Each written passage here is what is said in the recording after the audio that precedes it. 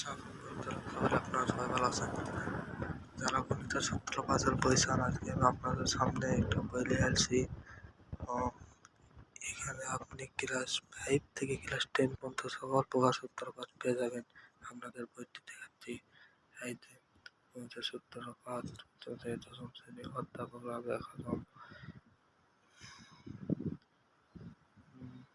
বুঝতে পেরেছেন? এই বইটির মাধ্যমে দেখুন